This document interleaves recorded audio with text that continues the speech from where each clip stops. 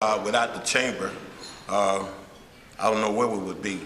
But I would also say without the business community, you make up the chamber. So without you, we don't know where we would be. This year on December 6th, Montgomery County, Alabama will celebrate the 200th birthday. So I want you all to do something different with me today. Let's just holler, happy birthday, Montgomery County. On three. 1, 2, 3. Happy birthday, Montgomery County. Good. Todd, it's always a pleasure to work with you. And special thanks to my teammates. When I call your name, will you please stand? You look so talented and professional out there this morning. I'm glad to see you all.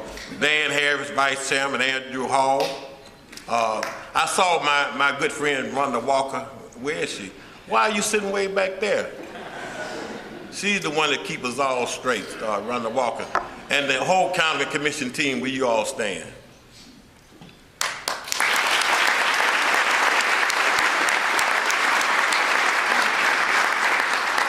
Okay, good. I'll tell you, there's so much happening in Montgomery County. When I think about Montgomery County, the first thing that comes to my mind is our people, the employees who are Montgomery County, those that help to put our best foot forward to our citizens. They go above and beyond their job descriptions and serve from the heart. For instance, Christmas Eve, we had our engineering department, all those floods. They work 24/7. They put up blockades and all that. And I think we have our engineering group here this morning. Will you all please stand, George, James, and the engineering group. Just remain standing. This is so important to Montgomery County. So often people look at the commissioners and the higher echelon of the staff and the mayor and the council and all that, and the people that's out there in the field, they are always forgotten. And these guys, they volunteered. They didn't get paid. We were at home safe while they were out there with blockades, fixing the roads and making sure people didn't run off in all that water. So, and what the county has done, we have recognized, I think it was about 26 of them. We're giving them a letter of appreciation. We recognize them in the county, but we give them a letter of appreciation because we love what you do and we appreciate you. And I think everybody ought to just remember, it's about them. It's not about the people that stand up here before you. So it's about them. Guys, thank you.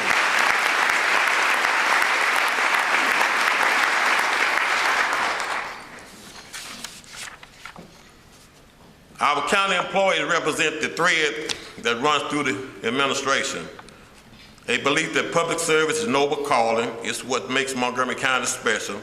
Our desire to help our neighbors navigate life's challenges, big and small. Sheriff Cunningham, I see the sheriff. Will you please stand with your group, your entourage?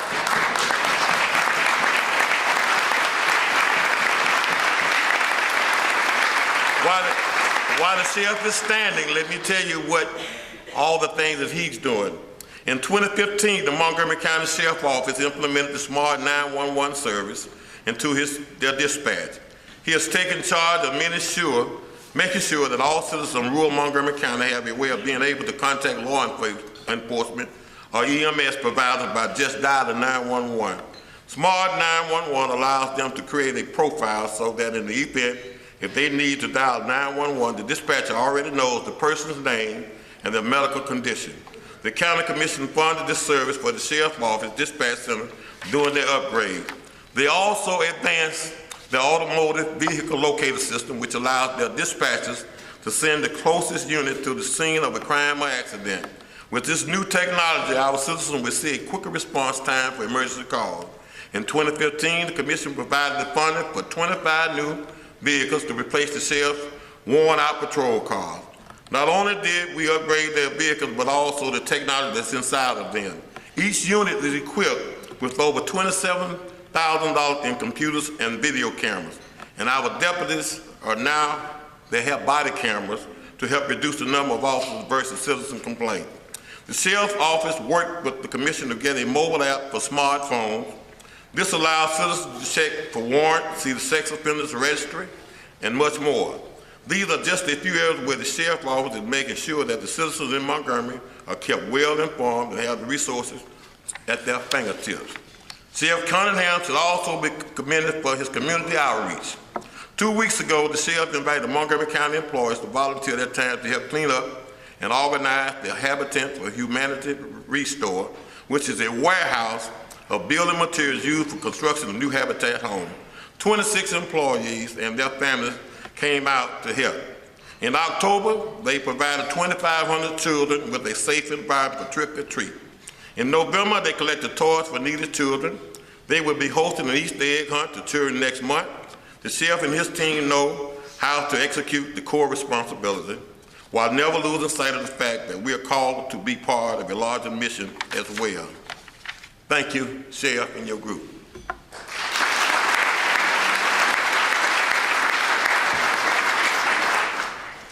Our Revenue Commissioner, will you stand with your team? Janice Buskey and her chief, Allison Holland.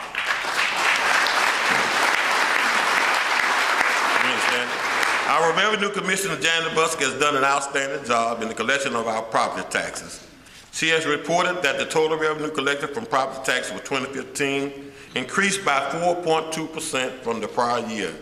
In the first 4 months of this fiscal year, they have collected over $85 million in revenue. This is an increase of 1.8% from the same period of last year. Ms. Buskey, thank you for your leadership in collecting our tax revenue, and we are excited to report that in late spring of 2016, we will be opening a new $1.4 million revenue and probate office in the old Pier 1 building on McGee Road. This is the first time in our history that the Revenue Commissioner would have an office on the south side of Montgomery, and that's in Commissioner Dan Harris and Andrew Hall's district. So we are proud of you, and we'll be glad to open that office, and hopefully that it will serve people in the community. Thank you. And while we're talking about buildings and renovations, I would like to note that 2015, the Montgomery County Commission completed several other building projects. The probate office, new courtroom, and administrative office for $1.5 million. The Montgomery County Youth Facility renovations for $8.6 million. The district attorney's new office for $3.5 million. The new public defender's office was $525,000. We also added handicapped accessible restrooms to the probate revenue west office for $125,000. On an added note, all of these construction projects were completed under the watchful eye of our new, she's not new anymore, but Deputy Revenue Administration, not the Revenue Administrator, but Deputy Administrator, Florence Cochran. Will you stand again, Florence?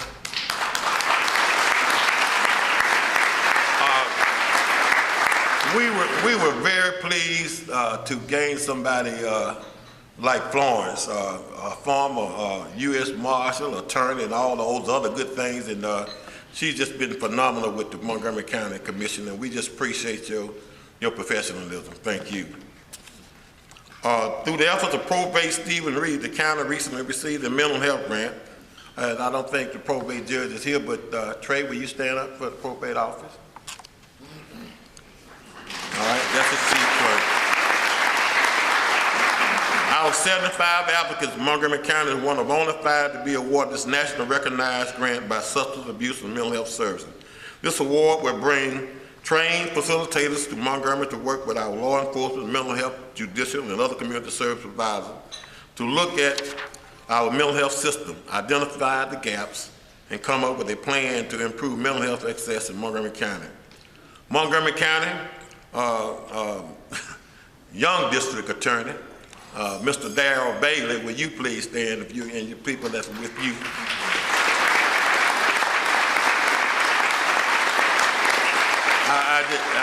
I really just can't say enough about this. He used to be young when I first met him, and I think he's still young. You know, he got a little gray hair. But I think we have one of the best district attorneys in the state, and probably in the Southeast, probably in this nation, because he's very innovative. They have the dedicated violent crime unit. They have 23 murder convictions for 2015. More people successfully completed the pretrial diversion program in 2015 than any other year since the program began. 108 graduated this year. The number of community service hours performed by pretrial diversion clients almost doubled in 2015 from 2014. 12,120 in 2015 compared to 6,500 in 2014. That's double it. Pretrial diversion also expanded the number of education opportunities available to these clients by forming partnerships with Trenton Tech, a cut above the rest training facility, Heritage Training, Motherly Care, and Grace Cafe. And they developed the iLead program to target 5th grade students with positive mentoring. This program has grown from 3 schools with 3 classes to 4 schools with 5 classes. This year will look like it is scheduled to be on just as successful in 2016. District Attorney Bailey and his team will host a violent crime forum, increase the iLead program, increase restitution collection for victims of Montgomery. Darrell Bailey.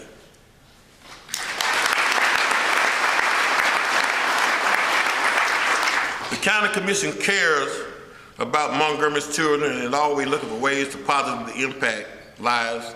Our Parks and Recreation Department under the leadership of Superintendent James Williams, will you stand? I don't think they've seen you or know you. We kind of got James from the city Parks and Recreation, so we are looking for some more of your good folks too, so.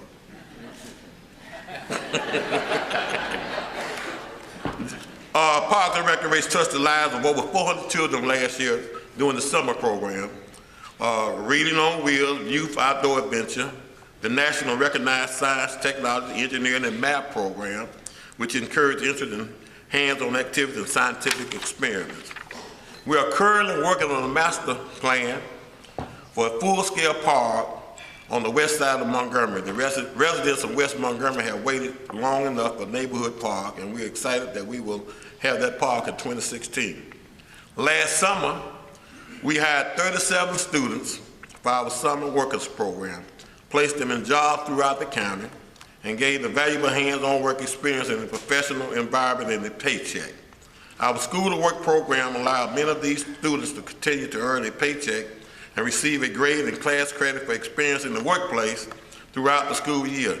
Through the program, they are exposed to career possibilities in law enforcement, the legal profession, finance, and general office practices.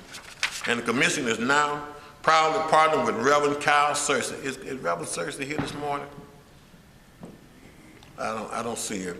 And the city, we partnered with Reverend Kyle Searcy and the city of Montgomery to plan a youth initiative called Youth City, which is planned to be located in the old Montgomery Mall above the police precinct and fire station.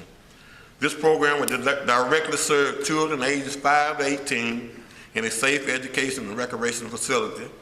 Middle schoolers who participate in after-school programs are more likely to graduate and go on to college, the workforce, to have hope for lifting themselves and their families out of a cycle of poverty and into a world of possibility.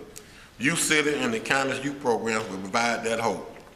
A few weeks ago, the Montgomery County Commission hosted its first economic summit, and I would give that credit for that idea for Vice Chairman Harris and the Mayor Todd Strain. And that summit, we invited Superintendent Allen, and we would say it was very successful. Last year, Commission gave Montgomery Public Schools $28 million, and since that 1 cent sales tax for education started in 2003, over $322 million has been collected for Montgomery Public Schools. In 2007, the county issued $28 million in general obligation warrants to fund capital projects for schools. And in 2015, the county issued $16 million in limited obligation revenue bonds to fund construction and renovation projects for LAMP, the Montgomery Technical Education Center, and at Park Crossing High. The total project estimated is over $27 million, with the city and MPS approving the other funding. The annual debt service paid by the county for public school facilities is over $3 million. We all understand that higher education is the path to success, the great equalizer, the key to lifting oneself up into a better life. The access to higher education begins with better education in our county school rooms. We must all work together to ensure that our students have the tools they need to succeed. We owe it to them for their future and for ours. A little over 7 years ago, the Great Recession hit our local economy and our neighborhood with a furious blow to all citizens, rich and poor. But most quickly than most predicted, our economy has come back. This year, the county total budget is $108 million, an increase of $6 million from 2015. $4.8 million of that goes to employee wages and health care benefits, and over $1 million was new debt service for the Montgomery Public School building project. I am happy to report that sales tax collection at the end of 2015 was $43 million. That is the highest ever, actually topping collections from 2007, which was the start of our economic turndown. Hats off to County Administrator Donna Mills and Finance Director Cheryl Thomas. I think they're both. Will you please stand?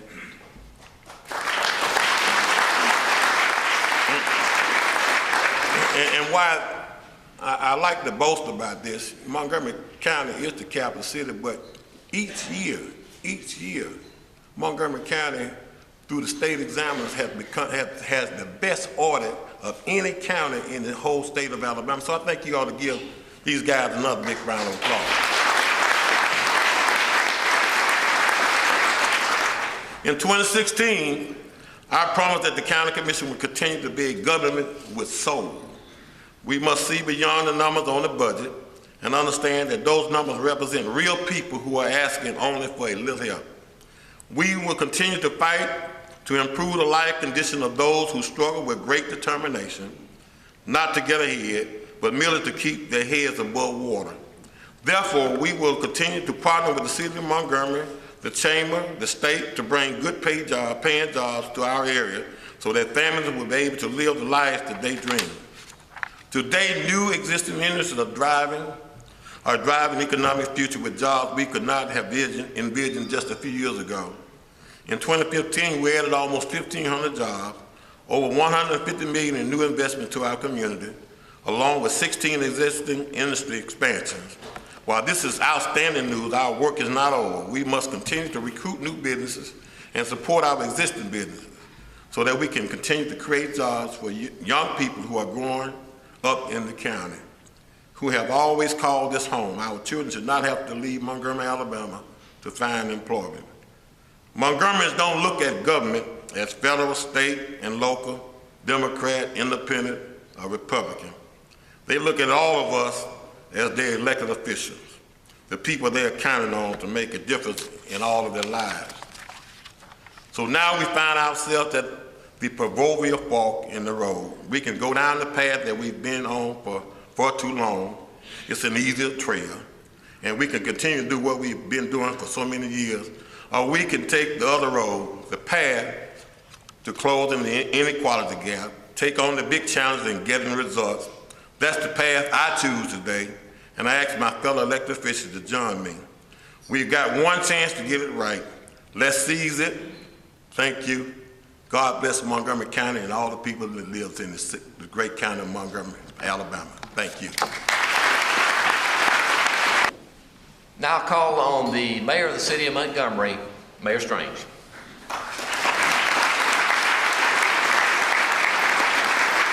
Those that did not stand, would you like to stand out a stretch? In one fell swoop, I would like to recognize all of the city folks, both our city council, as long as our chiefs, as well as other representatives of the various city departments who represent 2,500 city employees that every day get up and try to do better for the citizens and the visitors to Montgomery. Would the Montgomery team stand up? Let's see.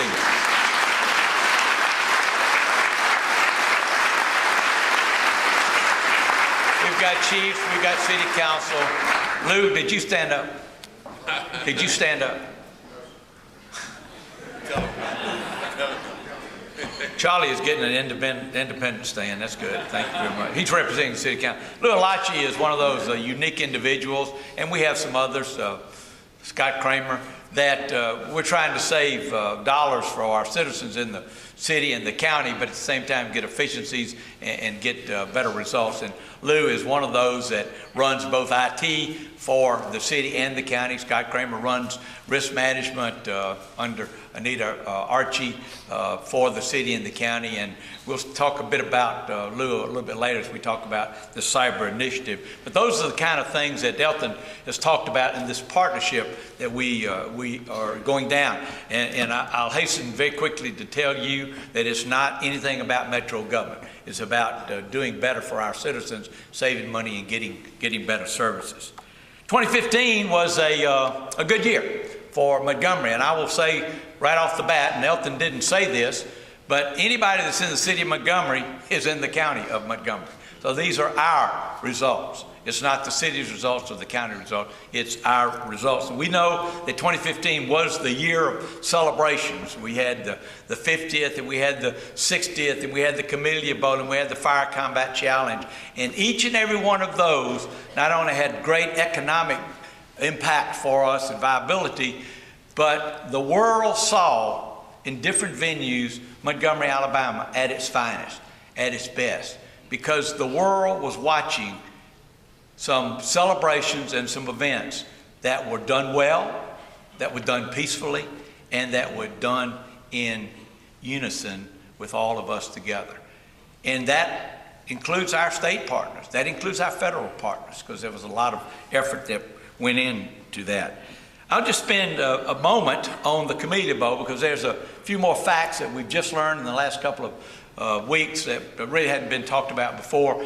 You know, we started it 2 years ago. Our first inaugural year, we had $25 million more spent in the month of December in 2014 than we did the previous December. $25 million, which has about a $900,000 direct impact on tax, just for the city, doesn't count the county.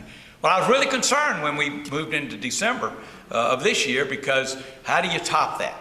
Through Raycom and through SPN, we did, as a matter of fact. We had more people in the stands, we had more ticket sales, we had more sponsorships, we had 73% more viewerships. There was a pre-40 bowl survey where it said that this bowl would be number 25 or 26, like a yawn.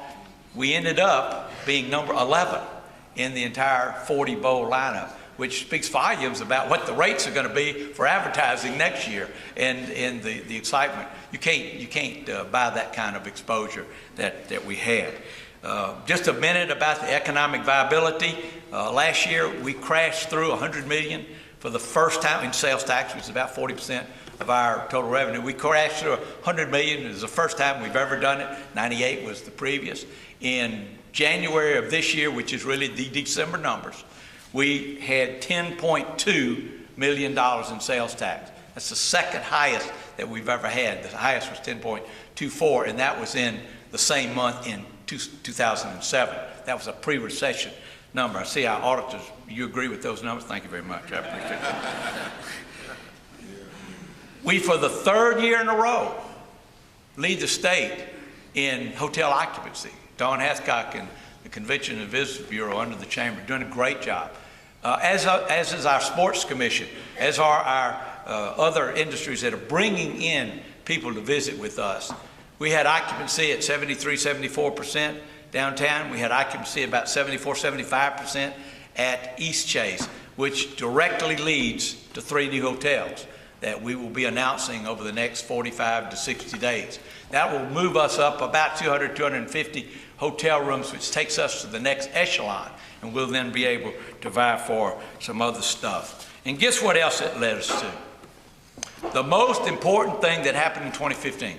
Now, we've had a lot of things happening, including my election. You know what the most important thing that happened in 2015 that really carried over to 2016? Uber. Trey used it this weekend. Uber, the fact that we have Uber sends messages to the world. It talks about the Montgomery is a tech-savvy city. And when you have people coming from all over the world of Montgomery and they can use Uber, that speaks volumes about where we are and what we're doing. If you go up and down Dexter Avenue, if you get over into the Fairview Avenue in the Lanier Place, if you get out around East Chase, if you get into Cloverdale, you get out around the One Center, you see millions and millions and millions of dollars that are under construction. Our permit value right now is close to $300 million, and that'll take us a few months to whirl through. And that doesn't even include the permits that are now being pulled for the work on Dexter Avenue. In the state of Alabama, we were number 18 in the entire United States for first-time home sales. And we, along with Mobile, tied right after Huntsville in new residential home sales. Lots of things that are going on. Right here you see the new municipal court. Patterson Field will get upgrades. A ton of things going on. Some of the blocking and tackling that Elton talked about. We have got 130 miles of streets in our neighborhoods being repaved, and now we've gotten that done. Now we're taking on some of the tougher jobs on the connectors, Carter Hill and Fairview and Ann Street. You're talking about $100,000 per mile, and it takes some funds to do that, and it's a tribute to our street maintenance people who are doing that work, because it saves us about 40 to 50% by us doing it as opposed to bidding it out. Some of the tougher jobs we in fact do. Let's talk about jobs just for a moment. 2015 was a good year for the chamber and for the city and the county. Elton's already mentioned the fact that we had 1,435, half of which came from existing industry, half of which comes from new industry coming in. We love to have that new industry, but we also love to have the existing industries expand, because what that says is they, number one, have confidence in you, and number two, they're not going anywhere. So that's a double good whammy when we get that kind of scenario. We went from about 10.5% unemployment rate down to 5.5%. That's kind of the level that we are. And those are good numbers, but it represents thousands and thousands and thousands of people that are now employed that are helping their family buy houses and buy retail and all of the other things that go on. The thing that I have been talking about a lot over my tenure as mayor, because we've always been pretty good at it, it's called the Business Confidence Index. Business Confidence Index is something the University of Alabama does. For 17 of the last 21 quarters, Montgomery's been number one. We were number one 7 straight quarters in a row. It's a secret, in the blind survey of existing businesses. Many of you in this room perhaps are part of that survey. And it says we have confidence in what's going to happen. Fortunately, Brad Harper has reported the fact that we're not number one anymore. For this quarter, first quarter, we're slightly behind Mobile. You know, Mobile's got all this Airbus going on and all these ships that are being built. Matter of fact, they're building one down there now. It's called the SS Montgomery. We're going to have a ship named for us, and Steve Jones is in charge of raising $350,000 to go celebrate and crash your champagne bottle on the hull sometime in August. So any of you that will pass the hat, we'd be more than happy to take that over. Let me now forward to 2016, because 2016 was a really good running start to 2016. 2014 was really a good running start at 2015. I'm going to start with our biggest challenge. Elton's already mentioned it. You saw headlines in the newspaper this morning. It's our education system. It's our public education system. We had 12 schools on that list today. That's up from 7 last year. Now, there were 2 schools that were on there last year that dropped off, but there were 9 schools that go back on it. 12. 55% of our kids that graduate from the traditional high school, 55% have to be remediated. 12% of our magnet graduates have to be remediated. Now, you know that Elton and I and our county commission and our city council, we are not the elected authority on education. But each and every one of you in this room and each and every one of those citizens in Montgomery and Montgomery County hold us responsible. And so we've got to do a better job talking with the superintendent, talking with the Board of Education about what we can do about it. And frankly, there's 3 things that we can do pretty quickly that would impact it. One is charter schools. Now, I know there's some terrible charter schools out there, but there's some good charter schools. So our job's going to be working with the Board of Education, and this way you can help. The Board of Education is not an authorizer of a charter school today. There's a big meeting, I think today and tomorrow, where they will be learning about charter schools. Encourage them, demand that they get to be an authorizer of a charter school, because if they are, then we can take every school in this system, we're not going to do it, but you can convert to a charter school. You can get one or two through another means, but that's only one or two. And we got 55 or 60 schools here. That's number one. Number two, I just told you 12% of our magnets have to be remediated because everybody thinks our magnets to get in is 3.5. Well, you can go as low as 2.5 and maybe 2.7 and get in the lottery for the magnets. That's way, way, way too liberal. Let's make it what it really is. Let's go to 3.25 or 3.5. Let's cut the number down. Let's have true magnets. And then that second tier, the Bs, if you will, let's put them back into their school system so that that school system will get the better students and particularly the better parents.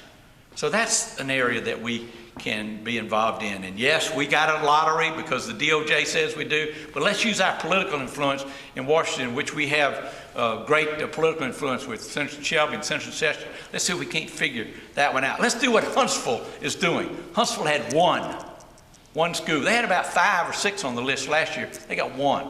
And they're doing exactly the same thing, or they're in the same situation that we are. Second thing, third thing, is something called full service community schools. We're already into that. We were able to get a grant from the legislature, about $450,000.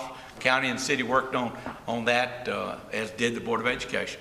And what we're doing in Davis and E.D. Nixon is this full service community school through these resources and other communities, and I don't want to name them because I don't know that the ink's dry on the contracts yet, but if it's a health issue that's keeping those kids from learning, let's deal with the health issue through the medical community. If it's nutrition that's keeping those kids from learning, let's get them some food. Let's get them food on the weekend.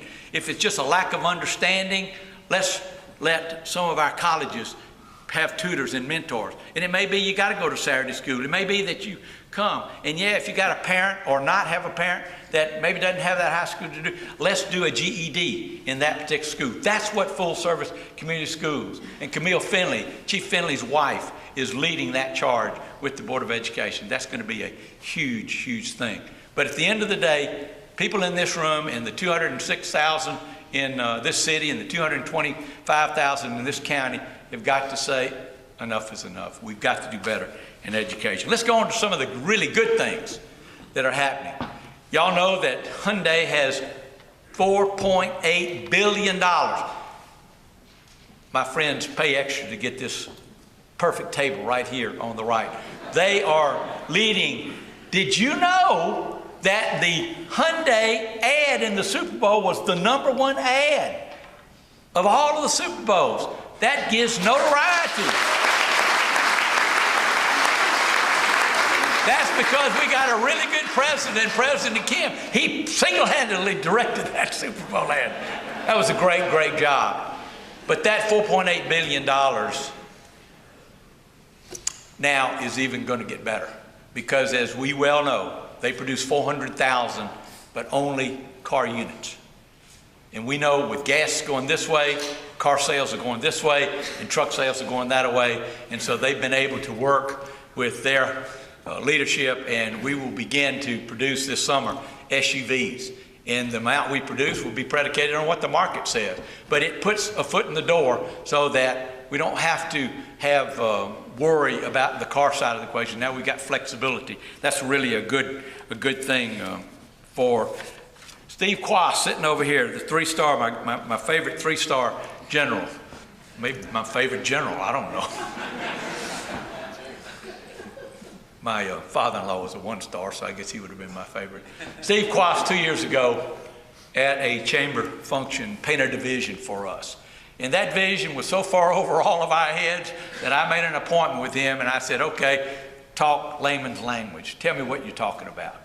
And I still didn't understand, but I knew with his enthusiasm that if we hitched our wagon to his vision, that we could be going somewhere. And that's where Lou Alachi comes in. That's where Joe Green comes in. That's where Steve Quast and Scott Baker come in. Because what we have done in the last 2 or 3 weeks with the internet exchange is take a huge step in a direction that will have Montgomery, Alabama as the epicenter of cyber. Now, everybody, you hear about Chattanooga, you hear about Opelika and all these talking about cyber cities. Anybody know what a cyber city is? A cyber city, according to Steve Quast and some of these other folks, is a city that does a really good job of marketing. So we're going to do a really good job of marketing cyber connection. Now, what does cyber mean? I didn't have a clue. If I asked you what cyber meant, you wouldn't be able to articulate. But if you go to Google, what it'll say is, of and pertaining to the internet, computer, and virtual reality. So anything can be cyber.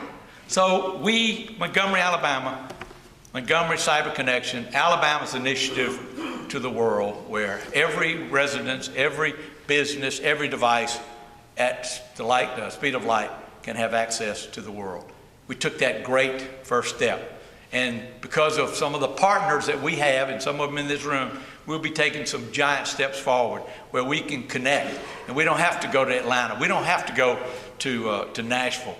They can come to us. And Huntsville and Birmingham and Mobile can come to Montgomery, Alabama, spitting distance away to the data center.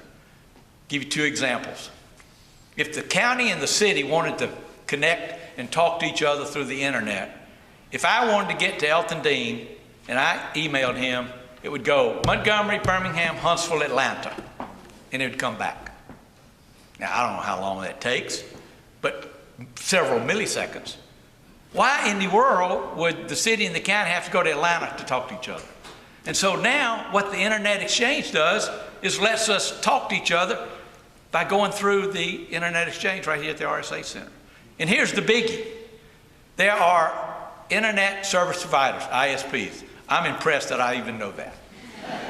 But ISPs are the WOWs and the Charters and the AT&Ts and the CenturyLinks and the Level 3s and on and on and on, Bright Houses, that if they connect with us, or when they connect with us, because Steve Quast says you build it and they will come, and he's got some important meetings. He has been a great advocate, a marvelous advocate at both the state and the federal. As a matter of fact, even the international level, we had the international officers, and we got talking about cyber connections. We will, in fact, be the Silicon Valley in 2 or 3 years. And in all deference to our friends at Hyundai, I got excited when I was told that in 3 or 4 or 5 years, it will be similar to a Hyundai in economic impact to us. That got me really excited. We connected WOW just in the last week or two and did some testing. Well, previously, it was 64 milliseconds to do some manipulations. 64 milliseconds. Again, I don't have a clue how long 64 milliseconds is, but the illustration is, with the connection to the internet, 64 milliseconds went to 2 milliseconds. Now, on a percentage basis, that's a damn good success. And it's so ho-hum if you're residential, but what if you're in the business of manipulating data and characters and you have millions and millions? That's money. And that's where the payback is for Montgomery, Alabama, and the river region. We're not charging these people to connect to the internet because it's all of what's going to happen. And Joe Green would have a vision of the Googles of the world and the Microsofts and the HPs of the world connecting so that what happens at the Cyber College of the Air Force out at Maxwell and at Gunner can be tabletopped and war games can be played using theories, putting them into actuality. I get excited about that side of the equation. I also get excited to work with the 187th Guard on what their future is going to be. And also, we have opportunities to get into some of the flight evaluation scenarios that are looking to expand, so we're working that as well. I'll close on this one last note. You want to know about recycling? Everybody asks me, when are we going to get in the recycling business? Well, we tried something bold and something new and something innovative, and the innovation works. The business model for IREP did not, because gas prices went down, commodity prices went down. We have filed notice of foreclosure. And as a matter of fact, if it goes forward on the steps next Wednesday, Hank, Barry, yes, there is a public outcry. I doubt, don't run down there at 11 o'clock because you're not going to bid, because we're going to probably delay that. But what we're trying to do is to have an amicable way that we can get a hold of the facility and move us back into the recycling business. That's kind of where we are in the future. Let me just say this. First of all, thank you for being here. Thank you for the spirit and the enthusiasm that you have about Montgomery, because the people that we've introduced today, they're out there every day, but it's what you do in the private sector that makes us viable. You're on a plane and you talk about Montgomery, Alabama. You're on the phone, or you're traveling to these other countries. You are our ambassadors. You're the ones that say, come see Montgomery, come try Montgomery. We have some folks in town for the Van Vocal, which has got a great performance tonight and this weekend. You probably never even heard of Van Vocal, but we got kids from 5 or 6 states here competing for scholarships, and we got 4 people from the Metropolitan Opera and from other operas internationally here in Montgomery. Never ever been in Montgomery, Alabama. And you know what their statement was? Wow, we didn't know Montgomery, Alabama has what you have. That's what we need continually, over and over and over again. And with your help, all of us working together, we can get there. God bless you.